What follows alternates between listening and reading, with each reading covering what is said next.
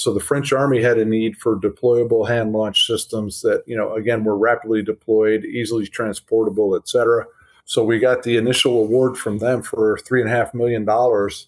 And that was the single largest contract award the company's ever received from the military or other. You're listening to the Drone Radio Show podcast, the show about drones and the people who use them for business, fun, and research. Hosted by Randy Goers. Hello, everyone. This is Randy Goers, and welcome to the Drone Radio Show podcast, episode 424. How is AgEagle evolving to take advantage of new opportunities in the drone industry? For that question, we head to Dallas, Texas, to speak with Bill Irby, CEO of AgEagle Aerial Systems. AgEagle is a global technology innovator focused on enhancing situational awareness. The company provides customer-centric, advanced robotic solutions, beginning with autonomous drones that are high value and solve mission-critical problems. Founded in 2010, AgEagle was originally formed to pioneer proprietary, fixed-wing drones and aerial imagery for the agricultural industry. Today, the company is a leading provider of full-stack drone solutions for customers worldwide in the energy, construction, agriculture, and government verticals. Their eBee drone is autonomous, safe, ultralight, and easy to use. They are the first UAVs to be approved by the FAA for operations over people and operations over moving vehicles. They are also the first drone to receive the European Union Aviation Safety Design Verification for BVLOS and operations over people. The drones have performed over 1 million flights globally and are lightweight, hand-launched, and able to operate vast distances beyond visual line of sight. Bill is a United States Naval Academy alum with more than 25 years of senior management experience in uncrewed air and maritime systems, actuation hardware, ISR systems, and communications. He served as vice president at Northrop Grumman, one of the world's largest weapons manufacturers and military technology providers, generating $30 billion annually. More recently, he was president of MTI and Steel Partners Holdings, a diversified global holding company with operations in industrial products, energy, defense, supply chain management, and logistics. Bill is also an active board member of Ghost Robotics and chairman of the Association of Uncrewed Vehicle Systems International. In this episode of the Drone Radio Show, Bill talks about AgEagle's eBee drones, the company's evolution into a full-stack drone company, and he shares recent deals that demonstrate the company's success as a global leader. But before we hear from Bill, I want to stress that your support is the heartbeat of my podcast. Every episode is crafted with you in mind, and your generous donations ensure I can keep delivering the content you love. Whether it's the price of a coffee or a more substantial contribution, every bit helps to defray the cost of production. Donate today and be a vital part of the podcast's continued journey to greatness. And for a limited time, donate $100 or more and receive an official Drone Radio Show coffee mug. To donate, go to droneradioshow.com/donate.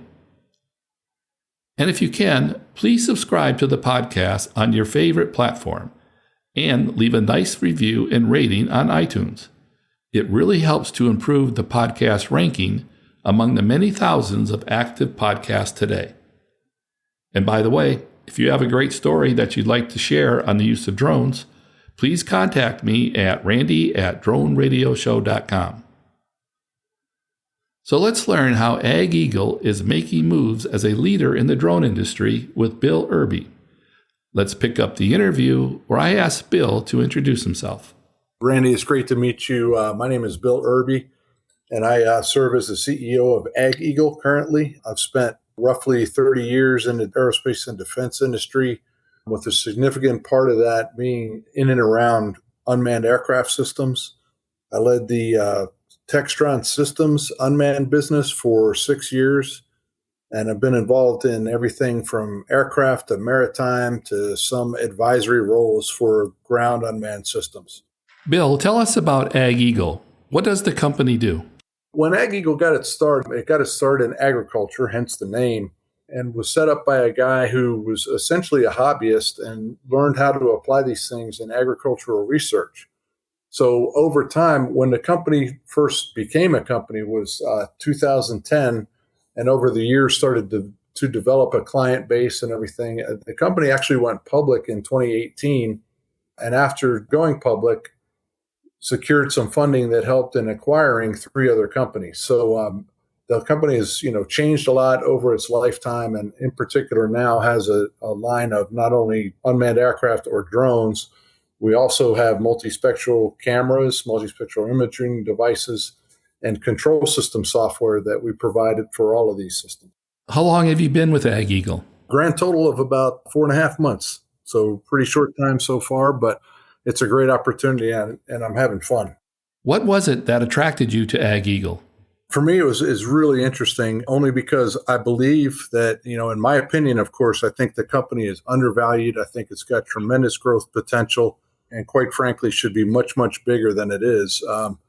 The company started to put some investment in growing in the defense particular area of the market about 2 or 2.5 years ago, and actually did so in a pretty unique way, partnering with customers. But after I got to see what the company was doing, the potential of the systems that it's got for application in defense and security, I was really, really intrigued and really felt like I could come in and help grow things. Which sectors does AgEagle serve today? As I already mentioned, it started in agriculture. We continue to serve agricultural customers. In the civil and commercial space, we support everything from construction to inspection of things like pipelines and power lines. We do forestry work. We do analysis of mining operations. We do local security, and we're branching off now into more of a defense type of marketplace. And we've actually made some pretty good progress with recent awards in that area. Within those sectors, which ones represents AgEagle's more dominant focus areas? It's really interesting when you ask the question of dominance, because there's 2 parts to dominance, right? There's primarily what is the current cash driver, and then what do we believe the growth market is. So I'm going to divide it into 2 portions. If I look at our business today, the primary driver is the multispectral imaging devices, which are mostly used for agriculture and other types of natural analysis. However, the fastest growing piece of the business is on the drone side, and I see the defense and security market being the biggest growth driver for the company. What factors are helping AgEagle to position itself within those sectors? I think what's really unique is how we go about the technology development and the team that we've got behind there. Our engineering team hails from Switzerland, and it's a very, very strong, very capable engineering team that focuses on precision and excellence in design, as per Swiss quality is known. And they've been able to develop a system in conjunction with customers and getting comments from customers and doing demonstrations and taking the customer's feedback and applying it into quick turnaround engineering fixes, which helped us produce what we call the eBee Vision. So that eBee Vision is our newest military drone. It's about a 4-foot wingspan. It's hand launched, totally electrically powered, great capability, and deployable in about 3 minutes, and just a tremendous capability for military users. Now, prior to the eBee Vision, AgEagle was the first to receive FAA approval for operations over people and operations over moving vehicles. Which drones received that approval? It's the eBee X and the eBee TAC, are earlier versions that are approved for operations over people by the FAA, just as you stated. Those versions were also approved by DIU for Blue UAS certification. So both for operations over people and Blue UAS, we're now going through the same process with the eBee Vision so that there would be no holdups for use inside the United States in FAA-controlled skies as well.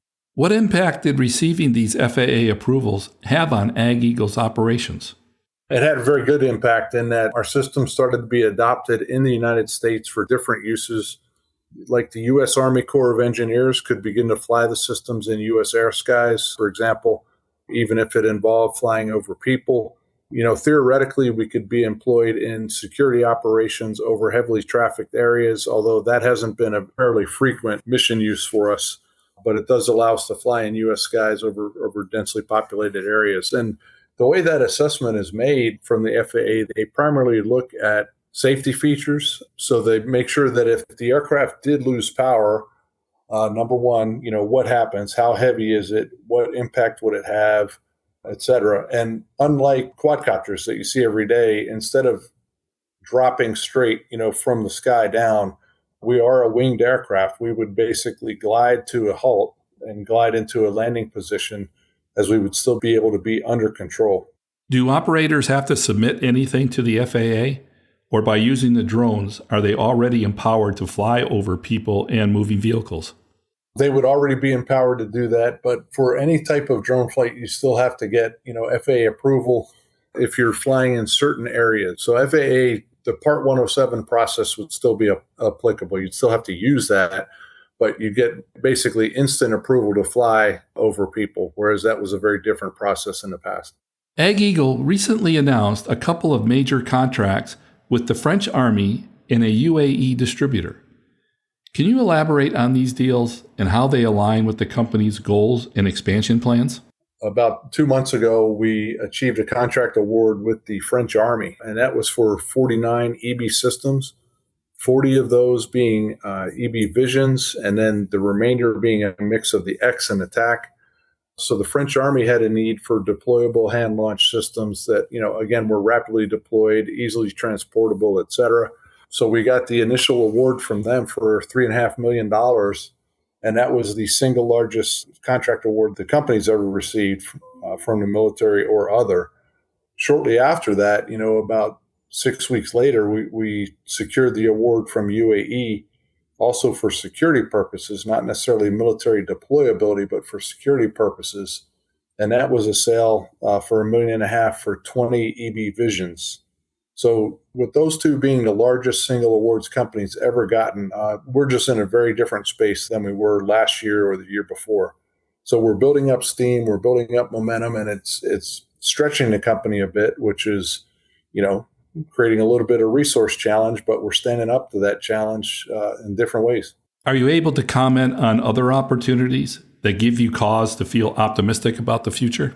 We have a number of near-term opportunities that are real and they are happening, and there are other contract awards pending for this year that should take us even farther.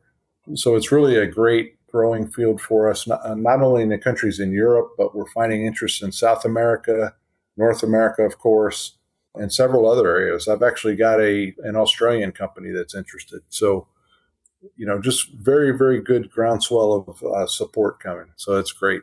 How would you describe AgEagle's transition from startup of several years ago to where it is today? Yeah, we're literally finishing the transition from startup into growth company mode. So very interesting when we think about it organizationally, like the different things required of a startup. We still have the speed and the velocity that's necessary to make change and make those things happen very quickly.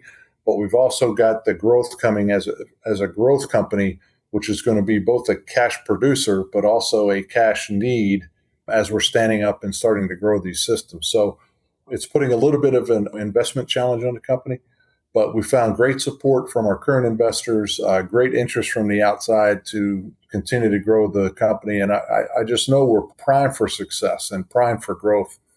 And I'm very excited about it. So I think over the next 1 to 2 years, you're going to see some major things happen for AgEagle. What are some of the major challenges facing the company today?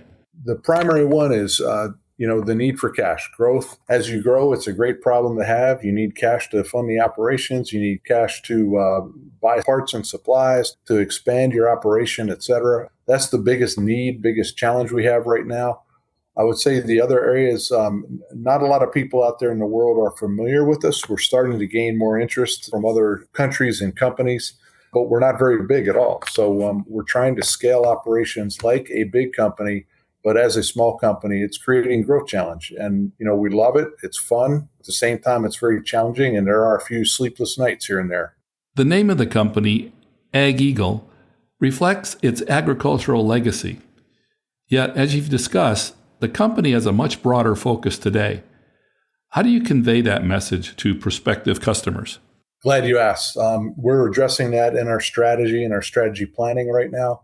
We're going to go through a rebranding exercise a little bit later this summer, and I expect to come out the back end of that looking quite different. And I don't want to announce what those are because I don't know the answers yet, but we're working to make it happen. And I think it's going to be a very exciting event for us and our customers. What have the past several years taught you about the drone industry? The drone industry, again, I've been involved in it for a long time. If you look back at the 2012, 2013 era, if you look at the industry at that time, the growth prospects were tremendous across the entire industry because what everybody saw was a big change coming in the use of, FAA air skies, in the use of unmanned aircraft for all types of purposes. However, anybody who's familiar with aviation could also step back and say, it's not going to happen that fast. It's not going to happen as quickly as everybody predicted. So I remember market studies going out there that had tremendous projections across the unmanned systems market in the U.S. in particular, just rapid growth, 24% per year kind of growth. And it just doesn't happen that fast. So I watched a lot of companies stand up, a lot of startups in particular, that would have a really bold, brash start. They'd come into the market, and within a year and a half or two, they're either out of business or they're bought by somebody else. So there was a rapid consolidation shortly after that, the growth announcements were made. So it's just a consolidating industry. I think you're going to continue to see it consolidate for some time. The way we are currently focused is AgEagle intends to operate the way we currently operate, intends to operate as a prime for our systems. However, we're also open to different discussions, different strategic arrangements in the market. How would you characterize the current environment for starting a new drone company? I think it's a more difficult time. Anybody can come in and start one, of course, but the probability of success is much lower than it was unless you find a really niche piece of the market where you can corner a particular use. There are drone service companies that stand up and exist, and what they typically do, they'll create a small team of operators, and those operators will go out and conduct services under contract, but they'll have to buy the systems from others to, kind of keep an inventory until their services are accepted and take off. So that's a capital intensive way of operating. But that's where I think you'll see a lot of people stand up. The new tech startups, not so much, unless they're really, really focused on particular applications in the defense world. And we won't get too particular on that. But we consider ourselves more of a general product company. So we want to continue to focus on agriculture, civil, and commercial, but just really support the defense growth and make that the strong part of our business. What advice would you give to other entrepreneurs? I would say do your homework first. Make sure you look at every aspect of the market. You can focus on the system. You can focus on the aircraft. You can focus on the controller or the software. There is room for you, but make sure you have a solid plan on where you want to go in the market. What's next for AgEagle?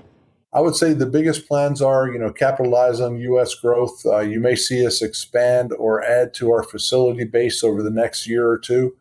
We don't have to do that urgently. I can ramp up production now for 2 to 3 times our current production rate with no problem at all inside the current facilities. But you're going to see us take a look at some things for new sites. Personally, what do you hope to achieve at AgEagle? The legacy I'd like to leave is massive growth. I'll say that, and without putting any particulars on it. I'd like to leave a legacy of massive growth and a turn for profitability. Anybody can look at our public records and realize we did not make money last year. So I want to see the company turn into a profitable organization, profit-generating enterprise. And I would also like to acquire something new and or start a brand new product line. And for my final question, Bill, what message would you like to leave regarding the future of the drone industry? Well, I think, it's a great industry. I've been part of it for a long time. There's never going to cease to be creative minds and creative people in the industry. I would say let's keep pushing, let's keep driving. There's all kinds of needs out there for smaller systems, larger systems, stealth systems, non-stealth, moving from prop-driven aircraft to jets. There's just a ton of opportunity. That's it for episode 424 of the Drone Radio Show. I hope you enjoyed hearing from Bill Irby of AgEagle. I want to thank Bill for taking the time to speak with me. If you want to learn more about AgEagle or want to connect with Bill, check out the webpage at ageagle.com. If you like the Drone Radio Show, then please subscribe and share. Write a glowing review on iTunes. And if you're able, donate to keep the podcast going. Go to droneradioshow.com/donate. And thanks for listening. Your support means a lot to me, and I hope you'll listen to more episodes of the Drone Radio Show podcast to hear how others are using drones for business, fun, and research. For the Drone Radio Show, I'm Randy Gores. This has been the Drone Radio Show podcast. More information on today's show can be found on our website at www.droneradioshow.com. If you're using drone technology for business, fun, or research and would like to share your experience on the show, please visit our website and fill out a guest appearance application. And don't forget to follow us on your favorite social media channels.